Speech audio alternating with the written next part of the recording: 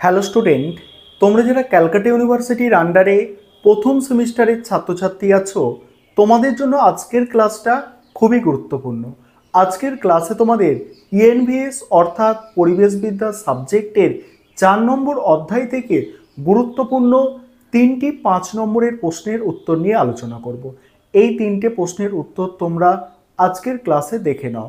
আর যে বিষয়টা তোমাদের প্রথমেই বলার আছে যে তোমাদের যে এই যে ইএনভিএস অর্থাৎ পরিবেশবিদ্যা সাবজেক্টটা প্রথম সেমিস্টারে পরীক্ষা দিতে হবে, এটা তোমাদের 3 ধরনের প্রশ্ন পরীক্ষায় থাকে। 5 নম্বরের প্রশ্ন, 2 নম্বরের প্রশ্ন এবং 1 নম্বরের এমসিকিউ প্রশ্ন। আজকে যেটা আমি আলোচনা করতে চলেছি 3টে গুরুত্বপূর্ণ 5 নম্বরের প্রশ্ন 4 নম্বর অধ্যায় থেকে। চলো প্রশ্নের উত্তরটা তোমরা দেখে নাও। আর তোমাদের অনলাইন কোচিং ক্লাস চলছে, তোমরা যদি কেউ অ্যাডমিশন নিতে ইচ্ছুক থাকো বা স্টাডি মেটেরিয়াল পারচেস করতে চাও, স্ক্রিনে যে নম্বরটা দেখতে পাচ্ছ এই নম্বরে যোগাযোগ করে স্টাডি মেটেরিয়াল পারচেস করতে পারো বা অনলাইন কোচিং ক্লাসে অ্যাডমিশন নিতে পারো। এবারে তোমরা প্রশ্নের উত্তরগুলো দেখে নাও। প্রথম প্রশ্ন যেটা আছে দেখো, জীববৈচিত্র্য কাকে বলে? তার সঙ্গেই আছে জীববৈচিত্র্যের গুরুত্ব লেখো। প্রথমেই দেখো জীববৈচিত্র্য, পৃথিবীতে অবস্থানকারী সমস্ত ধরনের প্রজাতি, যথা এগুলো লেখা আছে জীবাণু, উদ্ভিদ, পতঙ্গ, সরীসৃপ, উভচর, পাখি, স্তন্যপায়ী। বলছে প্রজাতি যাদের এই জীবমণ্ডলে দেখা যায় এবং যারা বাস্তুতন্ত্রের সঙ্গে ওতপ্রোতভাবে যুক্ত, তাদের সকলের সমাহারকেই জীববৈচিত্র্য আখ্যা দেওয়া হয়ে থাকে। তারপরে বলা হচ্ছে দেখো জীববৈচিত্র্যের গুরুত্ব। গুরুত্ব তো কী বলা হচ্ছে দেখো, পৃথিবীতে যতগুলি উদ্ভিদ, প্রাণী, অণুজীব প্রজাতি বসবাস করে তাদের প্রত্যেকেরই বাস্তুতন্ত্রের নির্দিষ্ট কিছু ভূমিকা রয়েছে। এই পৃথিবীতে প্রত্যেক প্রজাতিরই বেঁচে থাকার সমান অধিকার রয়েছে এবং প্রত্যেকেরই কিছু না কিছু বাস্তুতান্ত্রিক, অর্থনৈতিক, চিকিৎসা শাস্ত্রীয় গুরুত্ব বর্তমান। এখানে প্রথম পয়েন্ট হচ্ছে দেখো ব্যবহারমূলক গুরুত্ব। পৃথিবীর দৈনন্দিন ব্যবহারের বস্তুগুলি সাধারণত 4500 প্রকার উদ্ভিদ ও প্রাণী থেকে সংগৃহীত হয়ে থাকে। 2 বলা হচ্ছে উৎপাদনমূলক গুরুত্ব, কৃষি উৎপাদন, ঔষধ প্রস্তুত, দেখো আবহাওয়া পরিশ্রুতিকরণ, জলের পরিশ্রুতিকরণ, মৃত্তিকা তৈরি প্রভৃতিতে গুরুত্ব। সামাজিক গুরুত্ব, উদ্ভিদ ও প্রাণী কৃষিজনিত, শিল্পজনিত, অর্থনৈতিক গুরুত্ব বিদ্যমান বলে জীববৈচিত্র্যের এক সামাজিক গুরুত্ব প্রতিষ্ঠিত হয়েছে। পরের পয়েন্ট হচ্ছে নৈতিক গুরুত্ব। পৃথিবীতে প্রতিটি জীবের বেঁচে থাকার সমান অধিকার রয়েছে। বর্তমান মানব সভ্যতার অস্তিত্ব বজায় রাখতে হলে জীববৈচিত্র্যের গুরুত্ব উপলব্ধি করে প্রতিটি জীবকে বাঁচার অধিকার দিতে হবে। তারপরে পয়েন্ট কি আছে দেখো, নান্দনিক গুরুত্ব। প্রত্যেক মানুষই প্রাকৃতিক ও নৈসর্গিক দৃশ্যাবলীর প্রতি আকৃষ্ট হয়।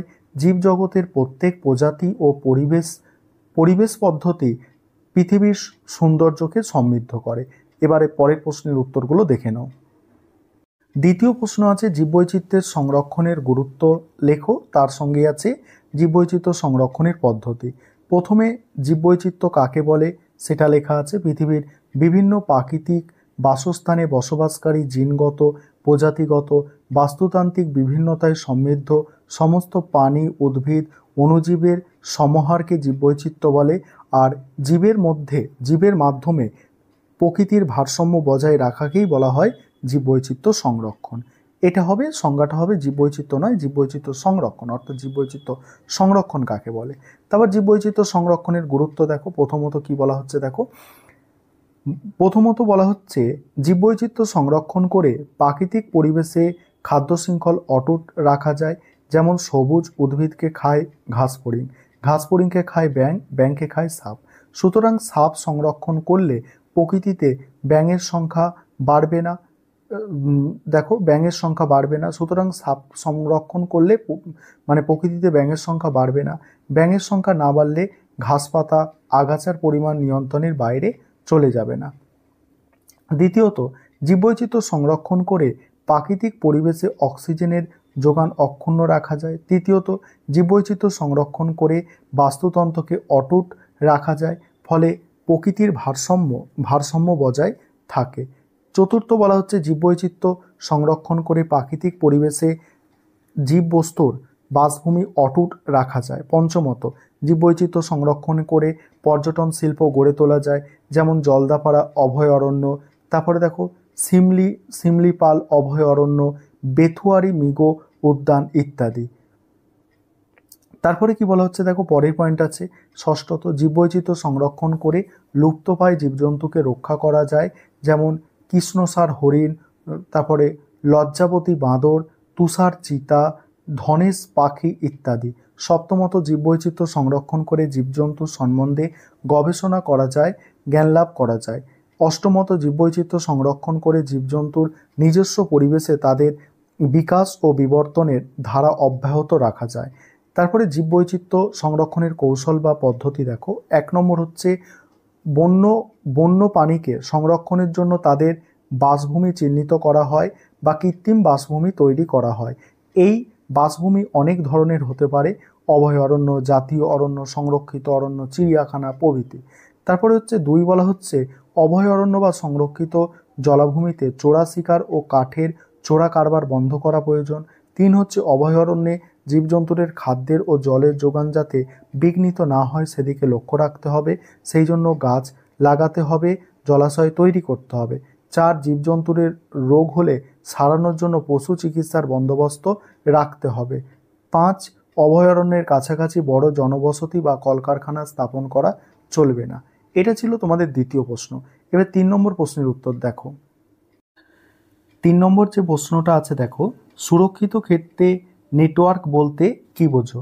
এখানে কি বলা হচ্ছে দেখো, সুরক্ষিত ক্ষেত্রে নেটওয়ার্ক বন দপ্তর ও কেন্দ্রীয় সংস্থা একযোগে বন রক্ষণাবেক্ষণের কাজ করে চলেছে।